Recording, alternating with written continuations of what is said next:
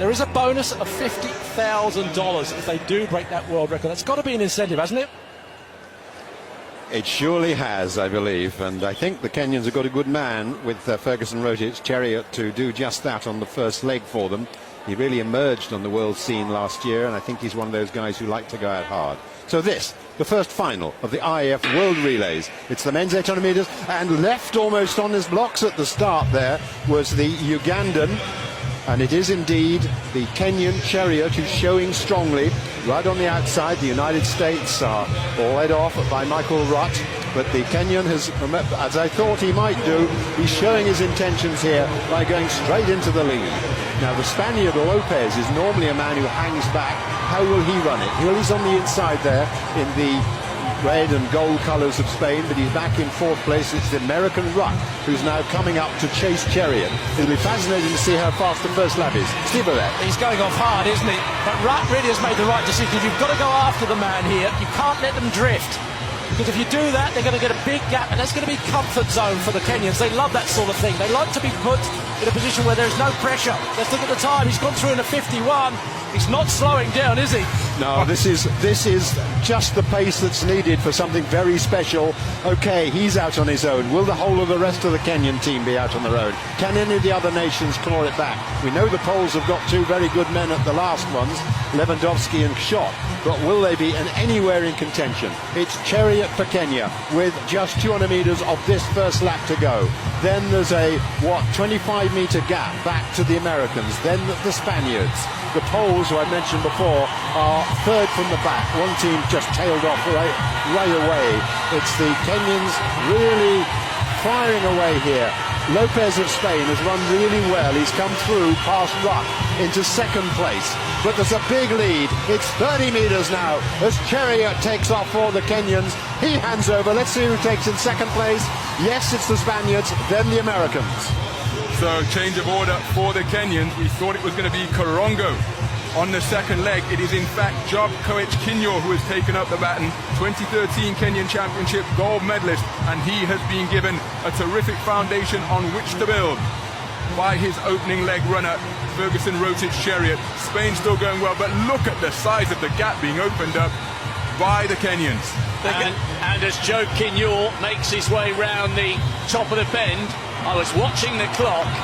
The first leg finished in almost bang on 1:45. A world record is not inconceivable. Well, actually, we've got 1:46 on our computer screen, so 55.3 second lap, but it's still on.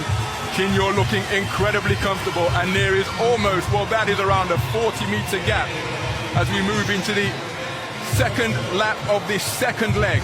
Kenya way out in front. Bermuda showing well. But Kenya, with clear daylight, this a time trial for the East African nation. But look at the back of the traffic now. Aaron Evans, the Bermudan record holder, 1:46.26 at his best, and he has got his Caribbean nation right back into contention.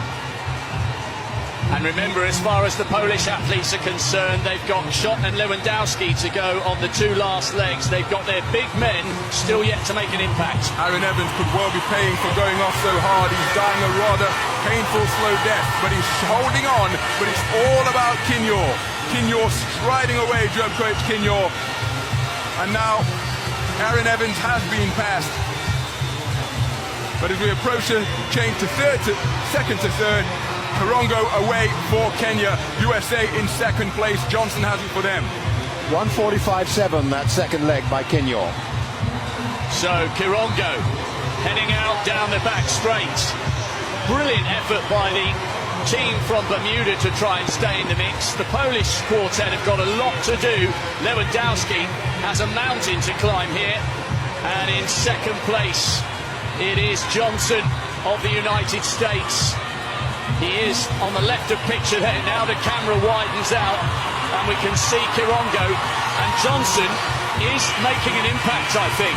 Well, Johnson's a late comer to the 800 metres. He's a 400-metre hurdler especially, so he knows what pain is all about. And he's trying his best now to claw it back, but that is a massive gap that the Kenyans are opening up. And they do not relent. They just keep going on and on and on, and it's preciously close to that world record. And a 50-second lap there for the Kenyan. Well, he's blistering through. That's an unbelievable lap time in the relay. You're not supposed to do that, but the Kenyans don't take any notice of what they shouldn't do. They just get out there and do it. Still a battle royal going on for third place. There's the Bermudan quartet, and now Lewandowski starting to make his quality pay, but he's going to have to work miracles here to get them back in touch with the Americans, but he is closing the gap and moving away from the rest of the field as the Australians move through into fourth place. But it is still Kirongo. Can he keep it going here? Fourth in the Kenyan Championships last year. He's got a best of 1:45.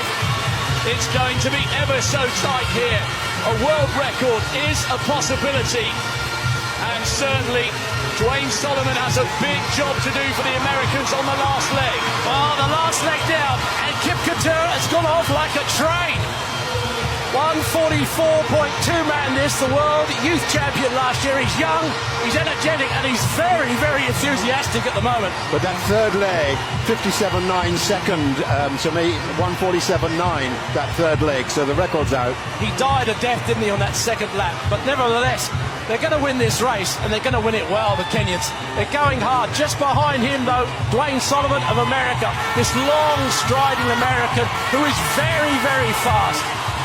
Solomon, who was fourth at the Olympics and has run the fastest 600-metre time trial, or second fastest ever, behind his coach, Johnny Gray, is now leading this group behind. But he's got a good man behind him as well. The world leader this year is Dwayne Solomon, 1:43.88.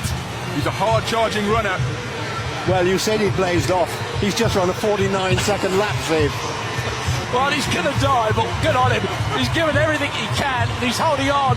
They are closing, they really are. Solomon's running well. Just behind him, though, is Shot. This man can finish fast. He's got an incredible change of pace. When he can actually get past this big American is another thing, though. Dwayne Solomon is strong, he's big, and he's tall, he's pushing it on.